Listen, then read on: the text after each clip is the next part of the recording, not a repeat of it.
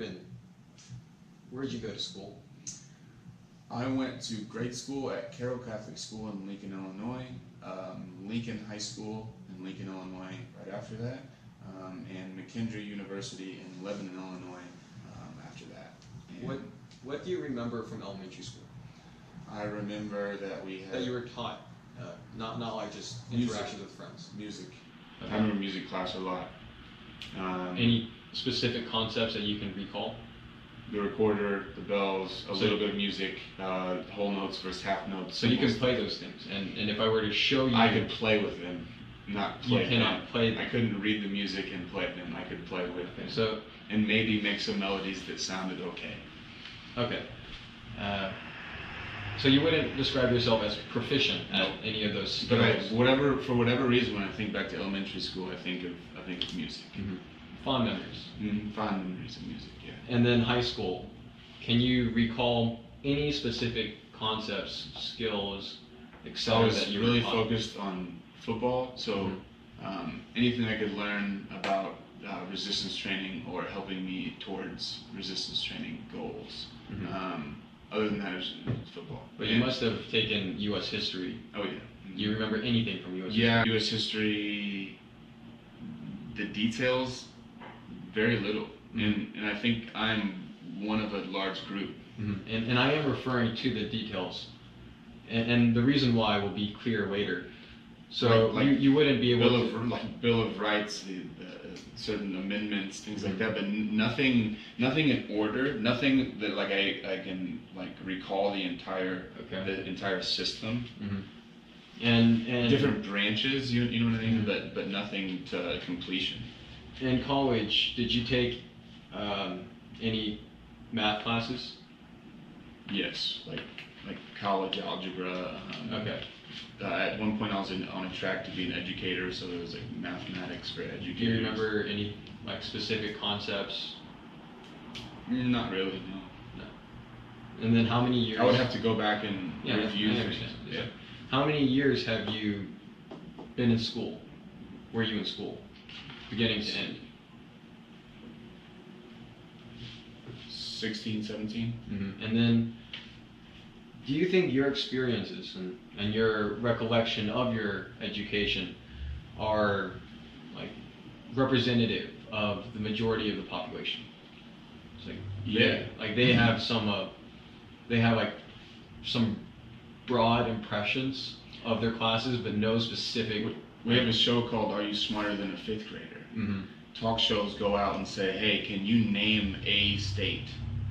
Can you name a different country?" You know what I mean? I think it's obvious that we don't recall a lot of that. Much of the material we're taught in school is being forgotten, which makes the entire process seem futile. The pretext for teaching us this information is that the information is important and will be useful to us at some point. But we've never used any of this information. And if we were to use, if we needed to use this information, we would no longer refer to the textbooks or the papers and assignments we received in school. We would rely on our phone or the internet. Raised by the internet. Like, but there's so many times when I'm thankful for that. Like, if I can instantly look something up, isn't that better than having to recall the memory palace and go A to B to C to D and say, okay, that makes sense. All right, yeah, okay, here's my answer.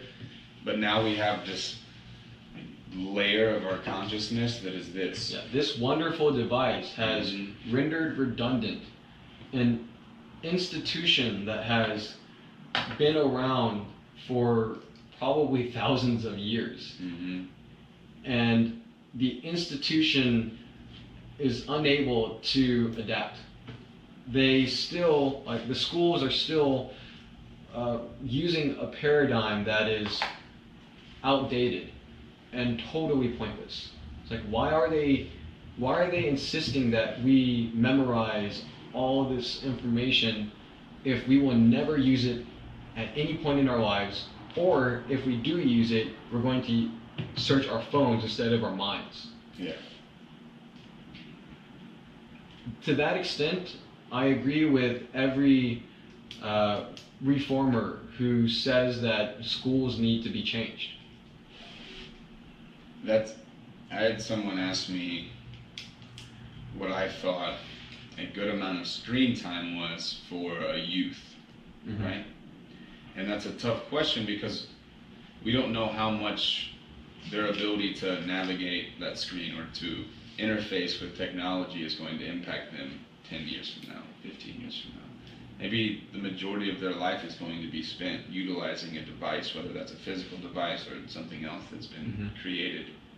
So if we're taking away the phone, if we're taking away the screen, if we're taking away the interfacing with these things, are we holding back an individual like that? It depends on whether the individual is using the device as a tool or a source of entertainment. A programmer can use the computer as a tool to help him build a program that solves a serious problem. And that activity is undoubtedly beneficial, not only for him, but for all of humanity. A person or a student who's supposed to be learning a valuable skill like programming, but is instead surfing YouTube watching cat videos, is wasting his time and his life, and is not doing anything productive. It's not the device that's wrong or evil. It's not the screen time that's wrong or evil. It's how the device and the screen time are being used. I would agree. Would you also agree that that's just a continuation of how things have been? There are those who create, there are those who go out and do, and with action add value, or what we perceive as objective value to society, and there are those who would rather watch. It's been like that, right? Because people... Now, the quality of life for those who go out and get it done, or like are going out and trying to achieve these things which society deems, valuable, are rewarded. Right? People who don't aren't rewarded as much. Well, they're rewarded more now than they were before, because everyone is becoming richer. So as the surplus of productivity increases, even the watchers will have a higher quality of life. Yeah, a rising tide floats all boats. I think the purpose of education is supposed to be raising the generation so that they can fill jobs that will be essential in the future. So schools are supposed to prepare children for whatever work needs to be done 16 years from now. It's difficult to predict.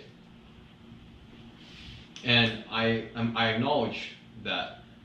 But at the moment, the school is operating in a manner that's outdated rather than forward thinking. So I think they are doing a serious disservice to the next generation. We need, in a way, to agree upon the most likely future. And we're getting closer to understanding what the most likely future is, like with predicting our behaviors. It's science. What is it's our best language, our best way of describing our world. That's not my definition. Okay. Can you guess my definition? The actual definition? No. Okay. I mean, we'll be consistent with that. I consider the quantification of things to be the essence of our intellectual pursuit. The quantification of things, and it can be both physical and metaphysical. So science is the quantification of physical things. What is force? Force is equal to mass times acceleration. Mass can be quantified, acceleration can be quantified, force can be quantified. What is energy? Or what is work? Work is equal to force times distance. Forces can be quantified, distance can be quantified, so on. Every single scientific thing can be quantified. And every single parameter in science can be empirically observed and then quantified. So science is all about quantification, and that's what allows us to determine improvements or perceive improvements. Because if one result only yielded so much of a thing, and then another result yielded so much more of the thing, then we can objectively say that if more is good or more is better, the result that yielded more is superior. That is what allows us to reasonably alter our behavior. The fundamental flaw or issue with education is that no one knows how to quantify knowledge or intelligence.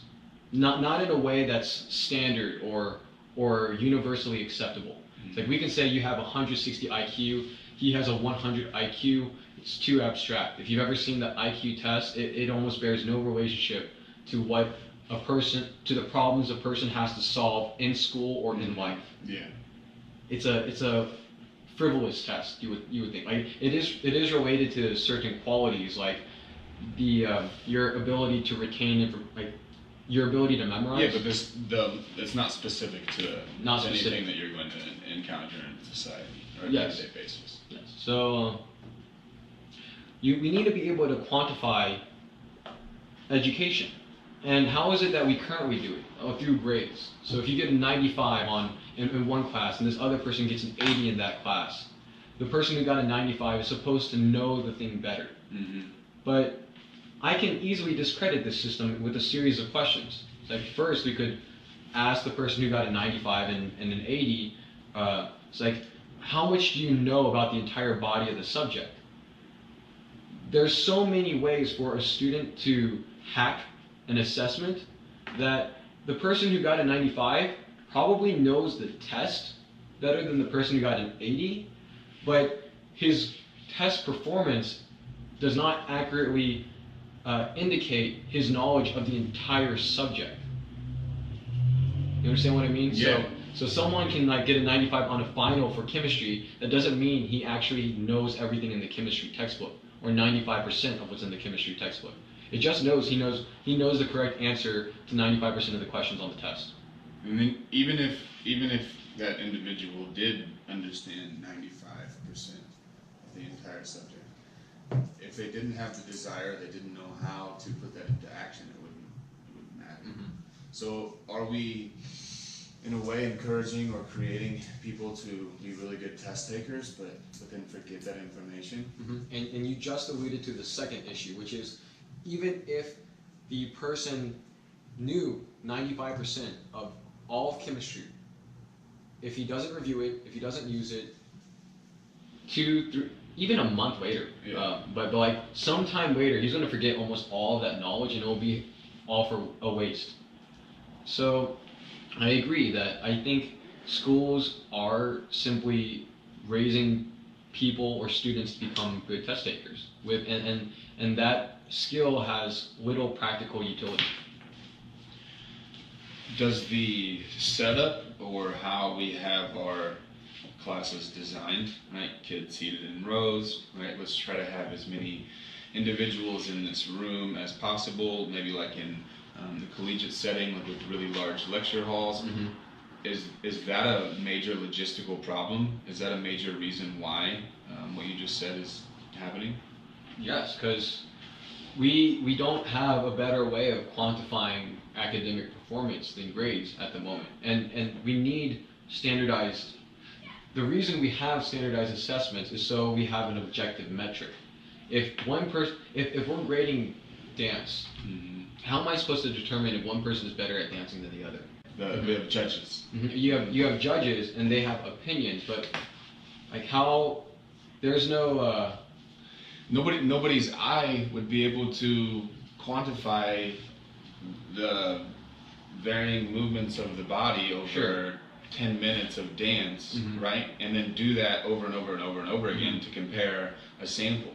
Mhm. You have to have an artificially intelligent machine, right? Or I don't something know. else I like don't even think. Or is that artificial- even? No, it's just You're, not. It's you're not arguing possible. that it's not possible to Because quantify it's too dance. qualitative. It's qualitative instead of quantitative. What is? You would need to have parameters and equations to determine the values of certain movements. Yeah. So if you don't even have those equations, how is a machine supposed to assess what this score is supposed, what the score of this is supposed to be? That's why it's hard to grade dance, but it's easy to grade math because there is an objectively correct answer in math. We try to have standardized tests because there's so many students, and it's logistically impossible for the finite number of teachers to grade all that classwork in a realistic time frame. Mm-hmm. So they automate it using scantrons and computers. But the assessments and the grades are inherently inaccurate. That like they're invalid as measurements, and they don't. And as a result, they don't do what they're supposed to do, which is indicate to employers or they don't indicate to employers and businesses the relative or actual amount of skill that student has.